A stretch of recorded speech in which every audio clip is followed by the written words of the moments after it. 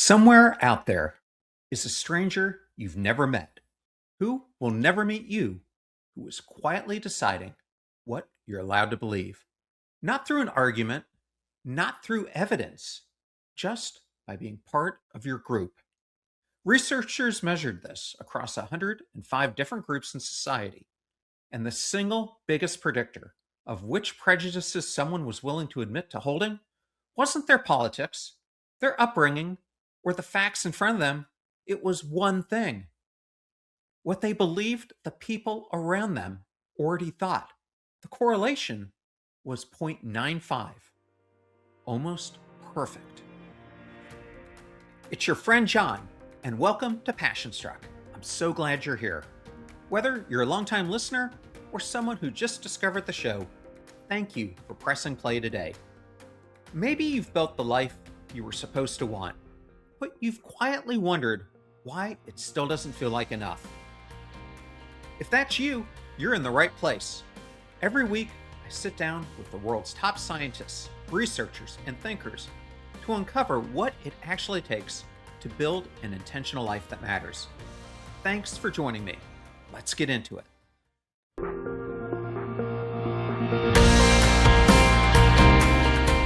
I want to start today with that number from today's teaser, because it's worth sitting with. Social psychologist Jay Van Bavel, who I sat down with earlier this week, ran an experiment early in his career, going into high schools to talk to teenagers about bias. His assumption going in was simple: correct someone's false stereotype with facts, and they update their belief. Case closed. However, that is not what happened. When his team corrected a stereotype, the students didn't abandon it. They swapped it for a different stereotype about the same group and kept going. Correct that one, they just find another. The belief barely moved. What was actually driving it wasn't information, it was allegiance. That observation led to the bigger study, the one behind that 0.95 number. Across 105 different social groups, researchers found that the strongest predictor of what prejudices a person was willing to express wasn't what they'd learned, it was what they believed their own community already believed. Here's why that should stop you for a second. It means a meaningful amount of what feels like your opinion isn't a conclusion you've reached. It's a membership card you're renewing over and over without ever checking the fine print. And this brings us directly to the tool I promised you, the mattering check. Here is how it works. Whenever you notice yourself locking into a strong opinion, an ancient grudge, or a snap judgment about someone, you pause and ask one question: whose approval am I actually protecting right now? That is the mattering check. It shifts you out of defensive survival mode and forces you to examine whether you are acting on actual facts or just trying to protect your perceived status and belonging in a group. It doesn't ask you to abandon your values. It simply reveals whose voice is sitting in the room with you before you mistake it for your own. And here is the hopeful part buried in that same research. If belief is largely social, belief is also movable, not by dropping heavier facts, but by widening belonging. The single most effective way researchers found to help someone reject misinformation wasn't a fact check. It was letting them know that people in their own group found it misleading. Which means the mattering check works in both directions. It can catch you when your tribe is narrowing your world, and it can be the thing you offer someone else when you want to widen theirs. That same pivot, shifting from defending your standing to making others feel seen, is the core framework behind my upcoming book, The Mattering Effect.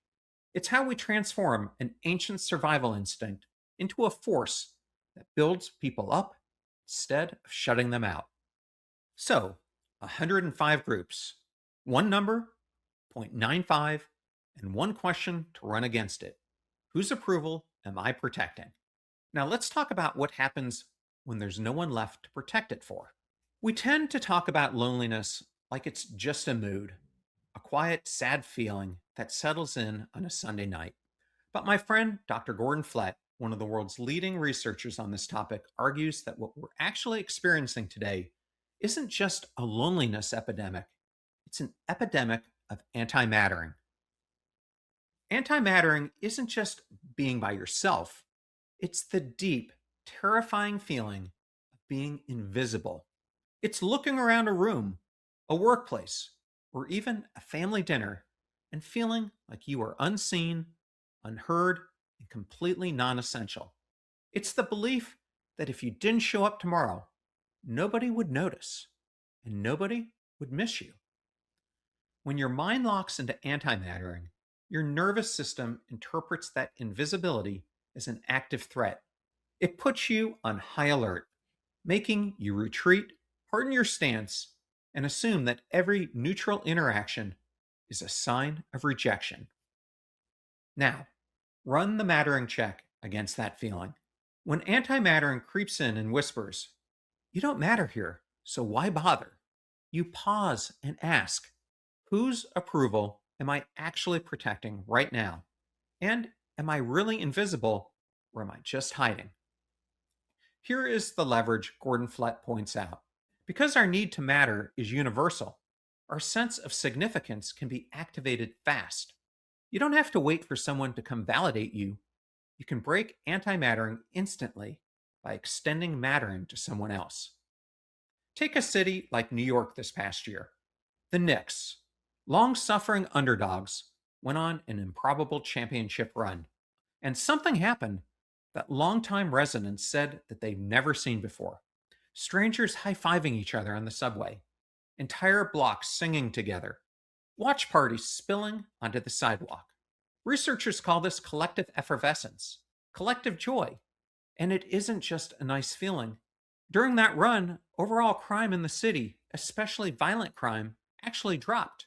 A shared identity formed almost overnight around a basketball team briefly dissolved the usual walls between strangers. A few months later, the same thing happened during the World Cup. A birthday party at a restaurant turned into Brazil fans and Morocco fans singing and dancing together, dressed in each other's colors, celebrating a game between two countries neither of them was from. None of these people shared a political background or a neighborhood. What they shared was mutual significance, the realization that they mattered to each other in that moment. When you run the mattering check, you realize your brain is keeping score on a very small tribe. The moment you ask, whose approval am I trying to protect? And who else can I make feel seen right now? You shatter the illusion of antimattering. You don't have to wait for a sports run to choose that shift. You can choose it today. I want to tell you my own story now because I think almost everyone listening has lived some version of it.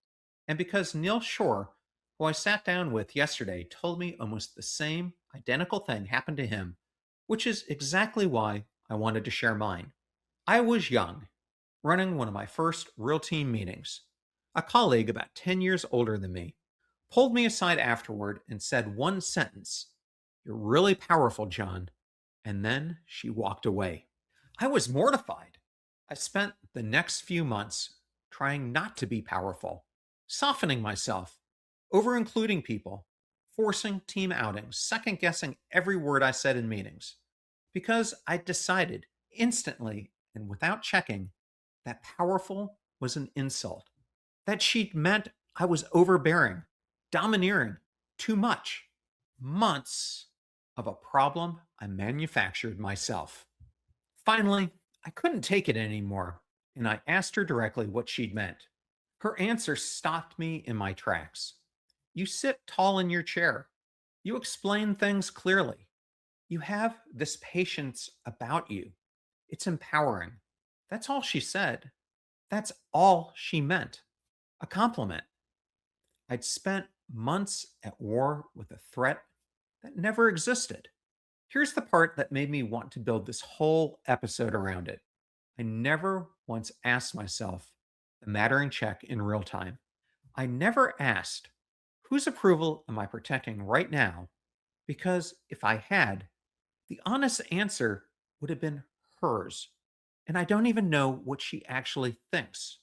I was defending myself against a version of her opinion I invented, not the one she had. Neil's version of this story lands the same place mine does. His brain didn't fill in the worst case meaning because he's paranoid. It filled in the worst case because that's what a threat detection system built for tribal survival does by default. When your standing in the group feels uncertain, ambiguous information gets treated as danger until proven otherwise. Powerful got run through the same ancient circuitry. Is they're going to cast me out? It took one honest question to shut the alarm off. So here's the Mattering Check version 2 for exactly this moment. Before you spend 3 months at war with an assumption, ask the person, not your imagination of the person, the actual person. That's the whole move. How much of what you're carrying right now, a cold email, a flat tone of voice, a friend who didn't text back, is data you've never actually checked? You're probably not reacting to what was said. You're reacting to whether you still belong. And that's a guess, dressed up as a fact almost every single time. So, if belonging can be hijacked by a misread sentence or borrowed instantly from a basketball team, here's the encouraging part. It can also be built deliberately in small, unglamorous reps, starting with people you've never met. I want to bring back a conversation I had earlier this year with Dr. Nick Epley, a behavioral scientist who spent over a decade studying exactly this. He told me about the morning that started it all, sitting on a silent train, surrounded by people, and having a kind of eureka moment. Here we are, some of the most social creatures on the planet, made happier and healthier by connecting with each other, and every single one of us riding to work in total silence. So he ran an experiment. Commuters were randomly assigned to one of three things on their train ride. They could keep to themselves, they could act like they normally would, or they could actually try to talk to the stranger who sat down next to them. Before it started, he asked people to predict how each option would feel. Almost everyone guessed solitude would be the best commute and conversation would be the worst. They were wrong in the opposite direction across the board. The people who talked to a stranger had the most positive commute of the three groups. The people who kept to themselves had the least positive. Here's the detail that stuck with me most. Nick told me the mistake wasn't that people misjudged themselves. Deep down, most of us know a good conversation would lift our mood. The mistake was that we misjudge everyone else. We assume the stranger doesn't want to be bothered, isn't interested, would rather be left alone. Almost always, we're wrong about that too. That's the mattering check running backwards on us. We assume we don't matter enough to that stranger to be worth their time. And we're wrong almost every time we check. And here's the part of the story that's almost a punchline. After the research came out, Nick ended up talking to the head of marketing at Chicago's train system. She told him she completely agreed with the findings. Some of her favorite commutes were the ones where she talked to someone. Then she told him what the transit system was about to roll out anyway, a designated quiet car, because that's what riders said they wanted. Nick then asked her the obvious question. Had they ever tried the opposite? A car built for conversation? She said no, but then she mentioned something else. For years, they actually had bar cars where commuters gathered, drank, and talked. And those had quietly disappeared too, not because of any incident, just because the trains got so overly crowded that they decided they needed to shut them down. Twice in one system, the option built for connection lost out to the option built for being left alone, even though the data said connection was what actually made people happier. There's a phrase for what actually holds all of this together. And I think it's the best answer to the question this whole episode has been circling. It's not tolerance, it's not diversity for its own sake, it's mattering. The sense that you have real value inside a group and that the group has real value to you. Jay Van Bavel put it to me this way: mattering is what allows people to expand their circle of concern to include people outside their usual tribe without feeling like they're losing their own identity in the process. You don't have to stop belonging to your group to start belonging a little to a bigger one. When you use the mattering check, you break the illusion that you are invisible or unwanted. You realize that reaching out doesn't diminish your standing, it extends it. So let's come back to where we started. There's a stranger out there quietly shaping what you're willing to believe just by being part of your group. That part of you isn't going away, it's wired in, and it's not a flaw. It's what kept our ancestors alive. But here's what today should have made clear: that circle isn't locked. 105 groups and a 0.95 correlation proved how powerfully belonging can narrow what you believe. But the same research showed that reframing who your people are can loosen it just as fast. A whole city didn't need years of policy to feel like a we. It needed one championship run and a few weeks of shared joy. Months of my own life went sideways over a compliment I never checked. And a train full of strangers proved that the connection we avoid most is usually the one we have enjoyed most. None of that is fixed. All of it is a circle you can get to redraw. And you now have the tool to do it: the mattering check. Whose approval am I actually protecting right now? Is this the actual person or my invention of them? And do I actually matter less here than I think I do? Here's your assignment, and I want you to actually do this, not just nod along. Before you go to bed tonight, not this week, not when things come down, tonight, you're going to do two things. First, identify one opinion, grudge, or story you're currently holding on to and run the mattering check. Ask yourself directly: whose approval am I actually protecting here? And is this story backed by facts or just my fear of not fitting in? Second, make one deliberate point of connection with a stranger or someone on the periphery of your life. A brief word of appreciation to a coworker, a genuine question to someone in line at the supermarket, or a thoughtful note to a friend. Show up with the quiet confidence that your presence matters and give them the gift of feeling that they matter too. When you practice this, you aren't just changing your own mindset, you're subtly shifting the culture around you. It won't feel like it's doing much. Do it anyway. The commuters on that train didn't think it would do much either. Next week, we're going a layer deeper into what actually shapes the brain we've been talking about. Because it turns out the beliefs running your life were never chosen as carefully as you think. They were written as internal stories and adaptations, and most of us have never gone back to check who wrote them or whether they're still serving us. I'm sitting down with the one and only Mark Manson for a powerful conversation on how to spot the stories that hold us back, why we protect our mental models so fiercely, and how to rewrite them.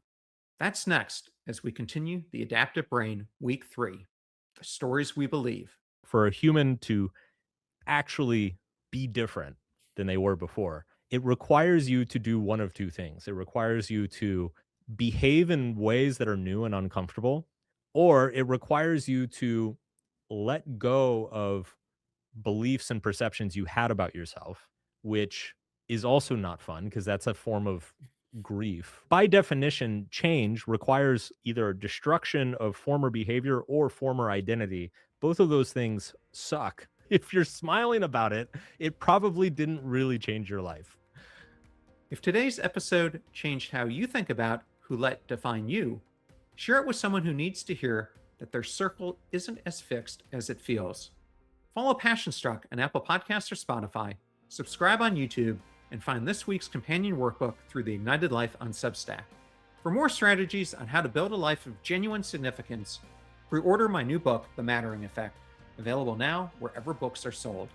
Until then, remember, the life you leave behind will always be shaped by who you decide gets to belong in it, starting with you. I'm John Miles, and until next time, live passion struck.